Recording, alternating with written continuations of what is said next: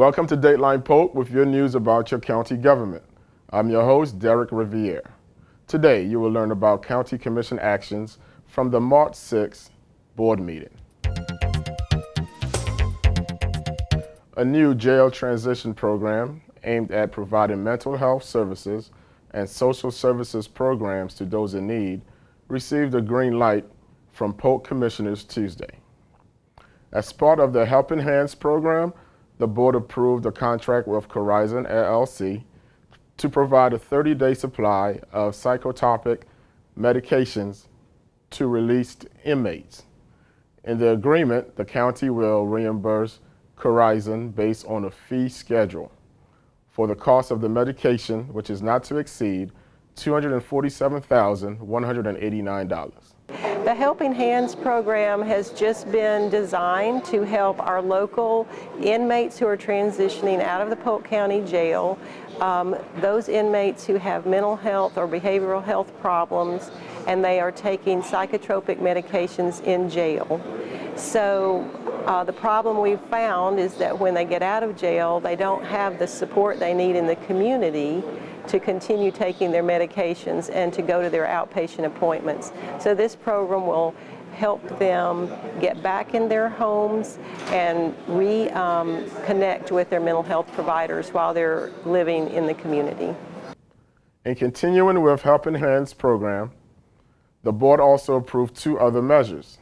The first is a contract with Central Florida Behavioral Health Network Incorporated to provide data analytics to identify target populations, track outcomes, a program manager, and 3 peer specialists.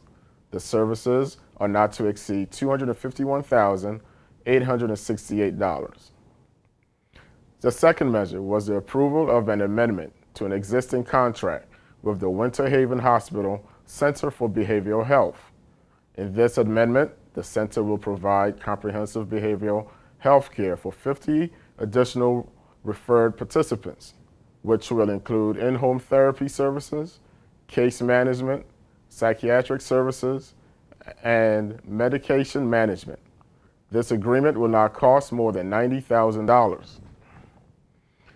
An interlocal agreement with the City of Auburndale for Polk Commerce Center Community Redevelopment Agency was approved by the board Tuesday. The CRA was formed in 1992 to address transportation blight and is scheduled to end as a taxing district in 2022. A lot has changed since its creation, and millions of dollars from the county have been spent to improve the area's transportation infrastructure. The widening of Berkeley Road, C. Fred Jones Boulevard, and Pace Road. New development in the area, along with Auburndale's annexation of the land, the CRA has it on track to pay off project debt earlier than expected. In the new agreement, the City of Auburndale will continue to pay its portion of the tax increment until all debt obligations have been paid off. Once the debt is paid off, the county will consider an early dissolution of the CRA. And a once-planned road, dubbed Spine Road, will not be built because of other developments in the area. The board also approved to renew its property insurance at a cost of about $1.7 million. The renewal will save the county about $118,000 and will be capped at a coverage of $100 million per occurrence. It also will include separate terrorism coverage along with boiler and machinery coverage. In other news, the board proclaimed March 12th through 16th and March 19th through 23rd, 2018 as Polk County AgriFest Weeks.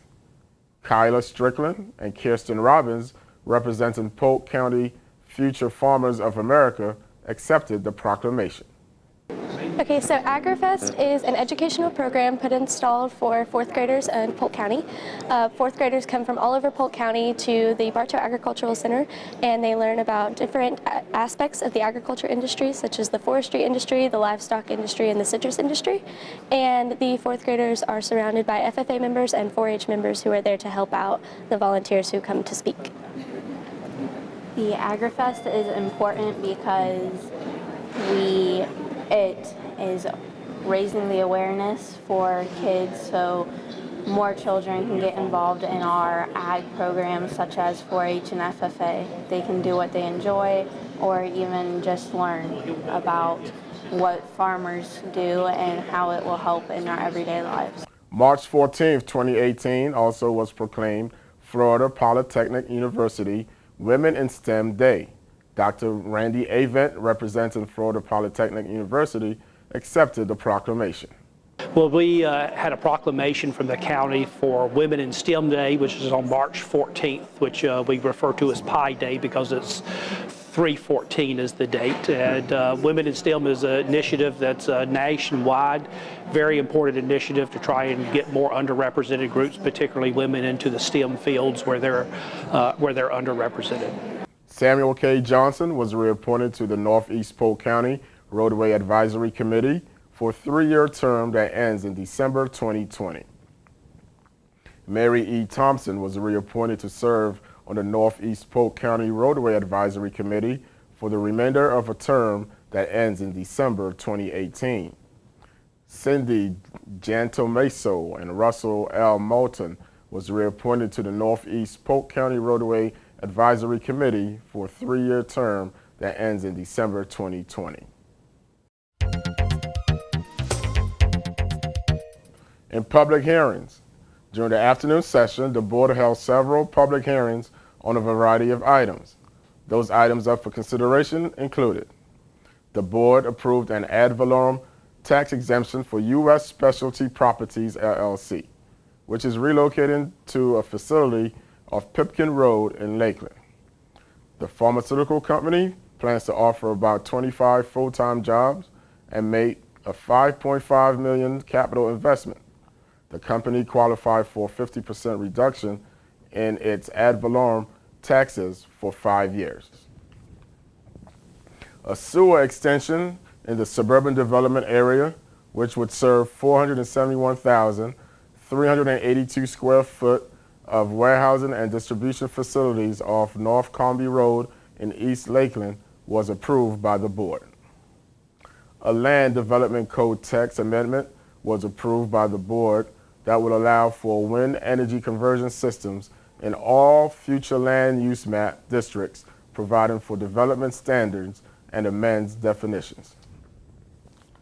Well, that wraps up this edition of Dateline Polk.